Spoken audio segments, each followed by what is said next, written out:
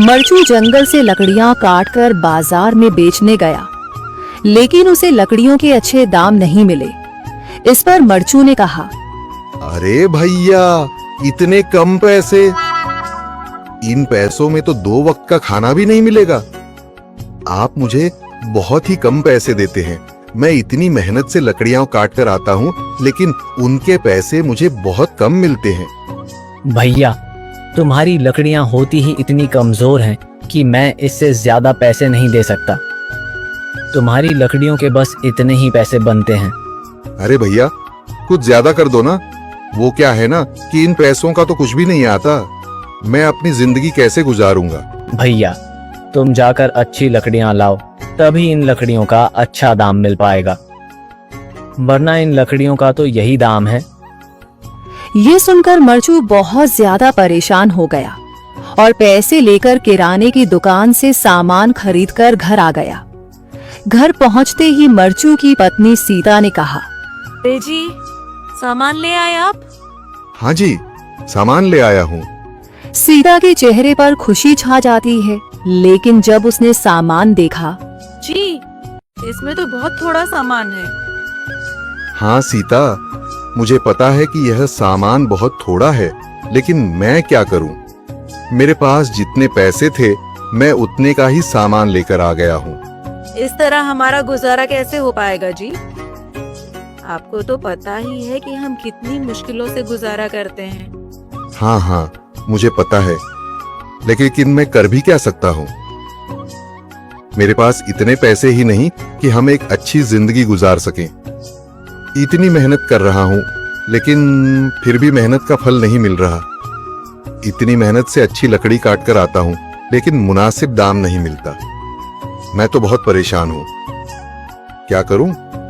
कहाँ जाऊँ? अरे जी, आप परेशान न हो, आप कोई और काम देख लें। मैंने कई बार काम तलाशने की कोशिश की, पर किसी ने भी मुझे काम नहीं दिया। ये सुनकर सीता भी काफी ज्यादा परेशान हो गई। मरचू से सीता की परेशानी नहीं देखी गई। उसने अपनी पत्नी सीता से कहा, मैं फिर से जंगल की ओर जा रहा हूँ। अरे जी, अभी मत जाइए ना, वैसे भी शाम हो रही है। आप कल चले जाइएगा, अभी मत जाइए। ठीक है, अगर तुम रोक रही हो तो मैं नहीं जाता। मैं कल चला जाऊंगा। इसके बाद मरचू गांव में घूमने के लिए चला गया। तभी उसे एक आदमी मिला और उसने कहा, कहाँ जा रहे हो भैया? और सुनाओ, क्या हाल चाल है?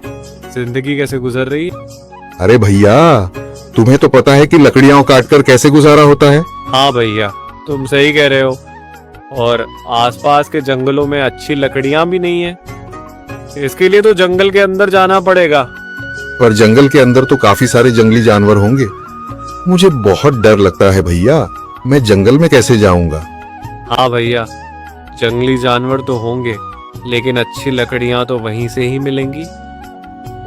ये सुनकर मरचू बहुत ज्यादा परेशान हो गया, लेकिन वह आदमी बिल्कुल ठीक कह रहा था। जंगल के किनारे की सारी लकड़ियां कट चुकी थीं। अब सिर्फ जंगल के अंदर ही अच्छी लकड़ियां बची थीं। अगली सुबह मरचू लकड़ियां काटने जंगल की ओर चल पड़ा। जंगल में आने के बाद मरचू ने कहा, अरे, यहाँ पर तो लकड़ियां ही नहीं हैं। वो आदमी सही कह रहा था, लकड़ियों के लिए तो जंगल के अंदर ही जाना पड़ेगा। और जंगल के अंदर जाना क्या सही रहेगा? मुझे तो बहुत डर लग रहा है, क्योंकि वहां पर तो काफी सारे जंगली जानवर होंगे जो खतरनाक होंगे। अगर आज मैं जंगल के अंदर नहीं गया तो मैं आज घर पैसे लेकर नहीं जा सकूंगा, और फिर जब पैसे नहीं होंगे तो गुजारा कैसे होगा? मरचू जंगल के बाहर खड़ा सोचता ही रहा और फिर उसने सोचा, अरे, यहाँ पर भी कोई मजबूत पेड़ दिखाई नहीं दे रहा जिससे मैं लकड़ियां काटकर घर ले जा सकूं। लगता है और अंदर जाना पड़ेगा। यही सोचकर मरचू जंगल के अंदर चला गया। अंदर जाने के बाद उसने इधर उधर पेड़ देखे, पर उसे कोई भी अच्छा पेड़ दिखाई नहीं दिया। यह सोचकर मरचू जंगल के और अंदर चला आया।